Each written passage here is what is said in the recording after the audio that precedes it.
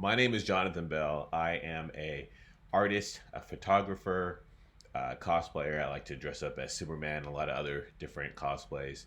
And I'm also into Photoshop and editing my own photos myself. I do a lot of self portraits and I also edit them a lot. So today I wanted to share with you some of my editing tips for when I bring a photo into Photoshop and edit, as well as some other little tips and tricks that I do uh, when I take my own photographs. So in Photoshop, one of the things that I really like to do the most is work with the curves layer to add a little bit of pop to my photos. Something that's kind of like called tones. Uh, want to darken the darkens. I want to darken the shadows a little bit and bring out the highlights a little bit, just to make the photo pop a little bit more. So I'll go into the curves. I'll make a new curves adjustment layer and I'll set this to multiply, and you can see that it's really darkens the photo.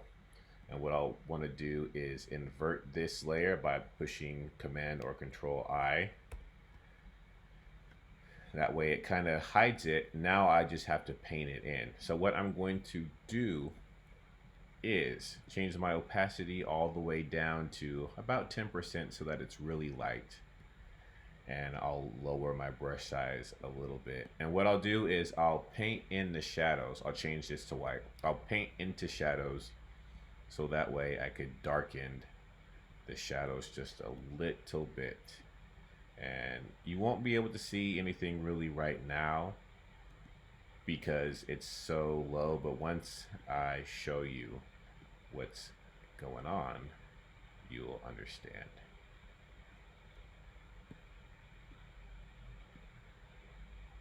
This is also great for darkening hair and beards too.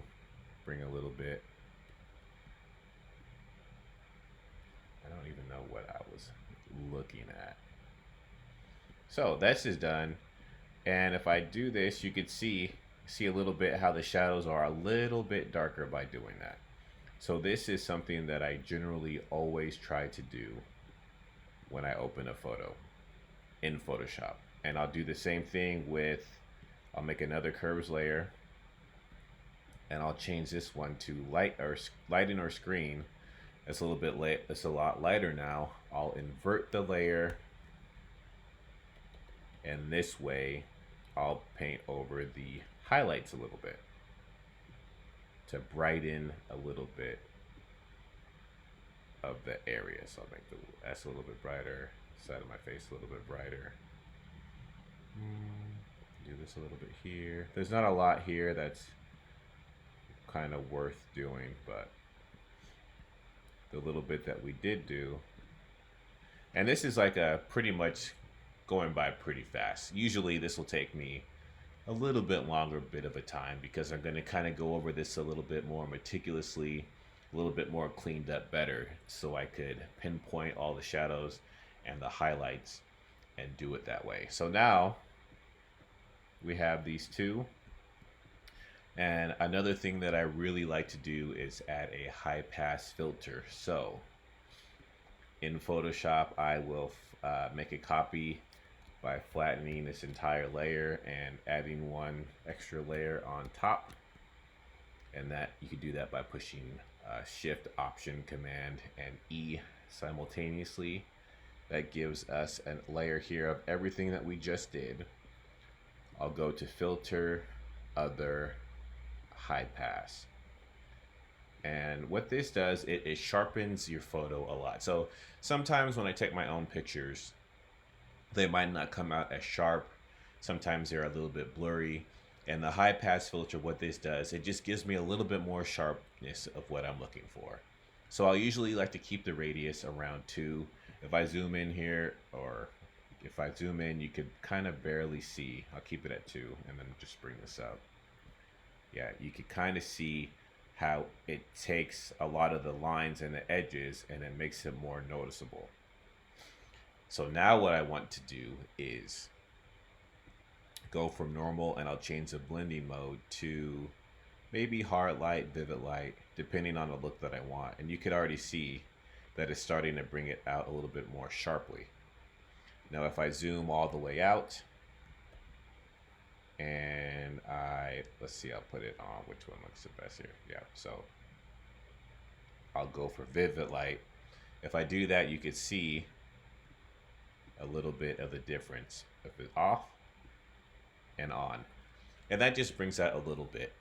So when I like to edit, sometimes I'll do these like very extravagant edits, but also if you want to just do a little bit of a touch up of a photo, it's always, in my opinion, that less is more. Like looking at this right now, you wouldn't think that anything was done to it, and that's what I like for it to seem. Like it's a little bit sharper for us. Whoever's looking at this will think that it already came out that sharp. They'll think that the shadows and the highlights were already kind of like perfectly made that way. And to me, that's a point of doing like this little subtle editing, is to make your photos pop in a little bit of a way that's subtle to still give it that kind of sense of realism. So to recap on these, using a curves layer to add a multiply and a screen, and then painting in the shadows and the highlights with those layers, as well as adding a high pass filter to the image overall to add a little bit of sharpness. Those are at least two things that I always do when I bring a photo into Photoshop. Now also Photoshop is made, like a lot of people, if they want to do PNGs, or if they like, if I wanted to bring this photo and remove the background, some people don't have Photoshop, I understand that, but if they wanted to make put this on a different layer, or if they're working with a graphic artist and they want like the background removed and you don't have Photoshop, here is a website that I use a lot to remove backgrounds just from the online, and it's really simple. It's called Remove.bg, and I'll show you how that works right now. All right, so here we have Remove.bg.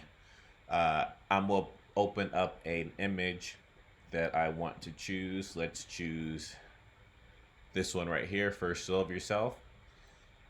And here we go. It removed everything from the background. You could download it to your computer.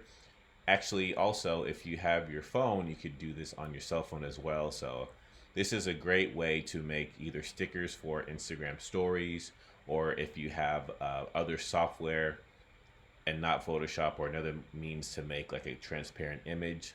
Remove.bg is something that I highly, highly, highly recommend to check out. Also, when it comes to editing, there are a lot of free resources that I look for. Sometimes to get different points across, or to choose different fonts, or have different brushes.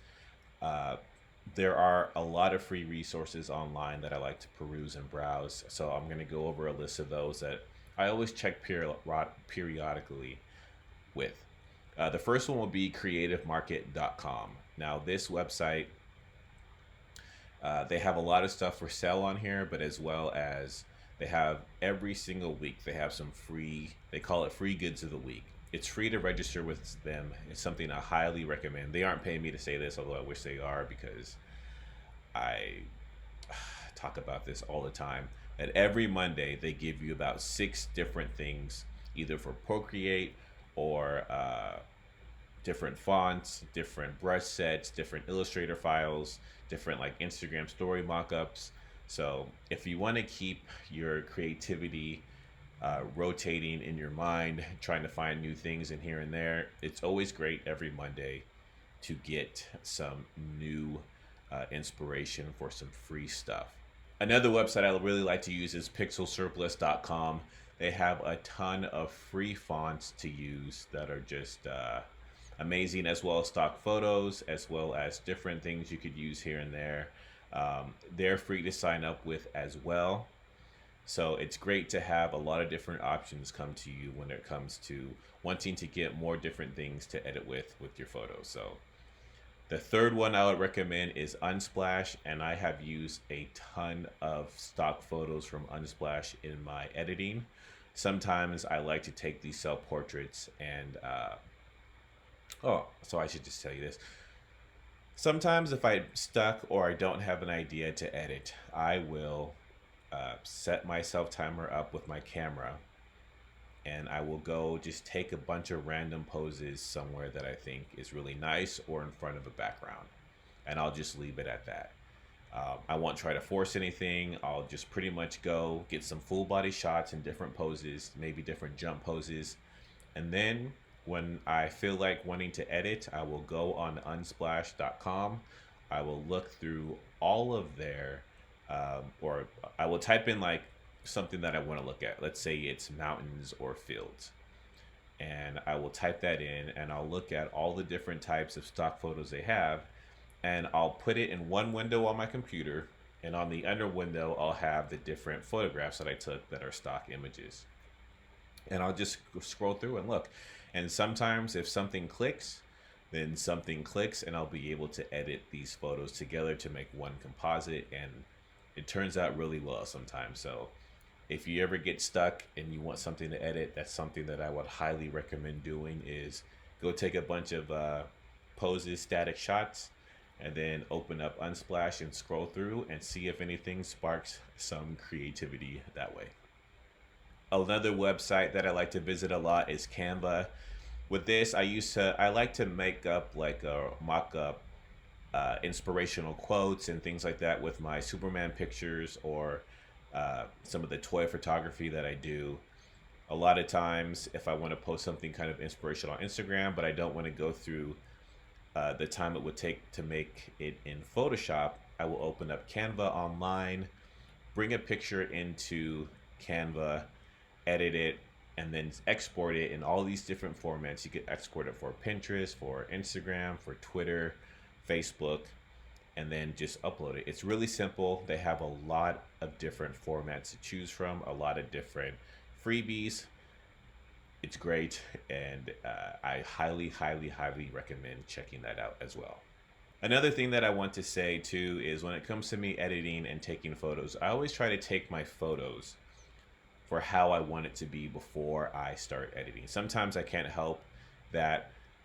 Sometimes like I'll just get an idea when I'm out there, or if I'm sitting at the computer, I'll have to make it work if I think it's something else. But a lot of times it's a lot easier and better if you take the photo correctly in camera first, and that has to deal with lighting, that has to deal with like the exposure, the aperture in your camera. So one of the things that I would just recommend is practice your exposure, your ISO, and when you take your photos, so that way when you bring them into your computer, you don't have to mess with how dark it is, how light it is, and you can only, that way you can do very minimal edits to make your photo look as realistic as possible. Well, folks, thank you so much for checking this out. I hope I have answered some questions into how I do things. On my website, jonathanbelleofficial.com, I have a ton of free resources for you folks to download, brushes, assets that I've used in my photos personally. And I'm always on Twitter. I'm always in my DMs. You could tweet me at Jonathan Belle if you have any questions for any of my photographs of how I do anything. I do not like to hide information from people. I love sharing how I make things, how I edit things. So please, if you have any questions, DM, email, tweet me. I am more than happy to discuss and go over my creative process. Thank you so much for watching.